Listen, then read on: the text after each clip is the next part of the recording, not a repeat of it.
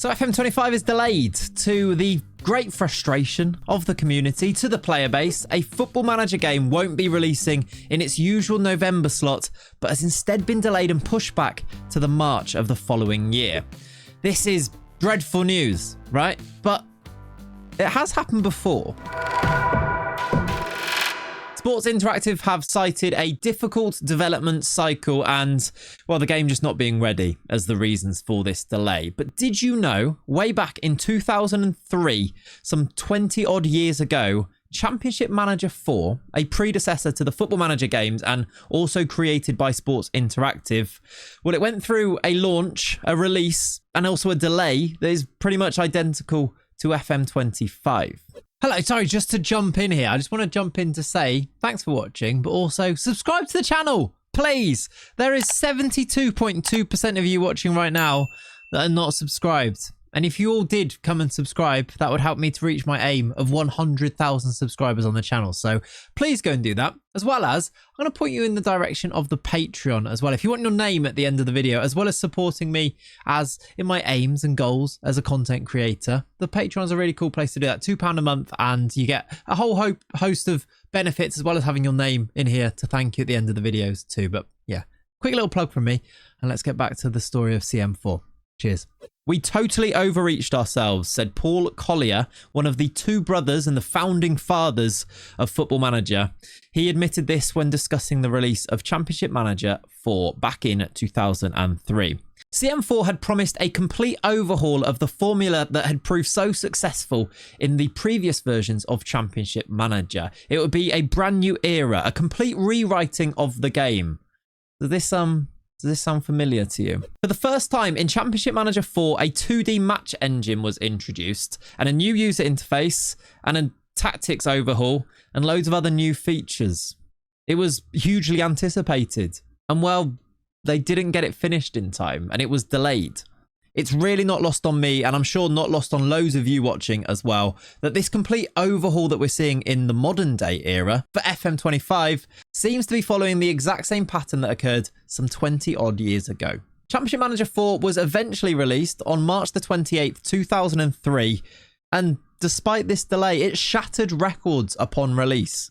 It became, at that time, the fastest selling PC game on its first day in the UK. It sold over 124,000 copies inside its first week. However, and perhaps this is where we're hoping that Sports Interactive have learned a bit of a lesson, all of this excitement soon turned to frustration as people realised just how buggy and unfinished the game actually was. So many people were experiencing problems. People's PC couldn't handle it, even though they were completely fine for the previous version. Something maybe to think about with the recommended specifications for FM25, which they look a little bit beefier than the previous versions, don't they? And to be honest, in Championship Manager 4, there were just so many game-breaking and at times completely absurd bugs that it made it unplayable.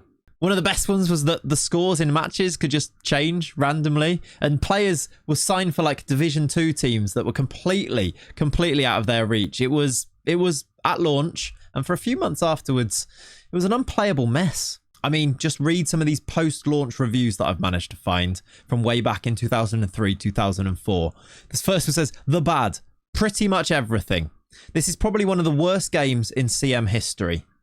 This one, "It is terrible and the game is very slow. When you have something good, you improve it, not totally renew it." I've seen a few people saying that about FM25 as well. There's an interview with Miles where he recalls CM4 as a learning experience. He said, "We were blinded by the fact that at that point, journalism just wasn't as honest as it is now. Apparently the team had received glowing 10 out of 10 reviews about the game from publications because those publications had been promised that any bugs that they encountered would be fixed upon the full release, which some 3 days later was obviously impossible." But back then, instead of the apology that we received for the delay to FM25, this was the short statement that the team at Sports Interactive actually released. They said, "We make no apologies for the change in date, as the only thing important to us is to give you the best game we possibly can." Fair enough. But then the gaming industry back then was completely different, wasn't it? Nowadays, player bases and frankly the internet, they hold studios to the highest possible standards. And if a game is a buggy mess when it's released, it can be brutal. In fact, FM25 hasn't even been released, and at times it's been brutal. People can read between the lines though, can't they? And they saw that in the teasers that were put out and the lack of actual gameplay being shown to people, that there was clearly an issue. We've not seen anything of the match experience and barely any user interface as well. And so it seems that clearly there's been a reason for that. People have been right to be concerned, it seems. Perhaps this is where you'd hope SI have learned a few things from that experience back with Championship Manager 4, because they should know these days that releasing a game that is unplayable in this day and age, it's a bit of a death warrant.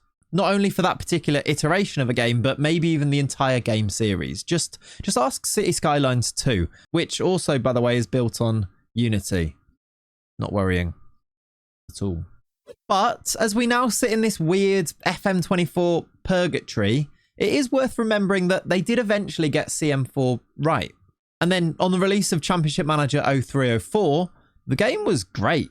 Miles called it the game that CM4 should have been. Reviews of that game, if you find them online, look a little bit more like this. How addictive can you get? 10 out of 10. The bad?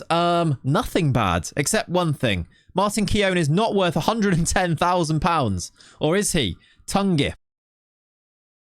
So maybe this is something to hold on to right now. Also considering that way back in 2003, this was around about the time that the split between Eidos and Sports Interactive took place. Pressures on the studio and issues with the publisher. It was a messy time, but from that, Football Manager, as we know it today, was born. And they got it right, eventually. And then from there came the versions that we've seen that we play today, the incremental developments and the spaghetti coding that led us to a seriously good FM24, at least in my opinion anyway. But perhaps because of all that spaghetti coding and because of the mess and their own way of engineering it and developing it, it's taken us to a place where they need to start again, a brand new start, a brand new era, which was supposed to be this November, FM25. We're all here right now as Football Manager fans, and I think we're all just hoping for the best possible game. Maybe, and hopefully with the additional time for FM25, we can get that best possible game. Maybe, just like they did in 2003, 2004, maybe they'll get this one right. I personally, for sure, hope so.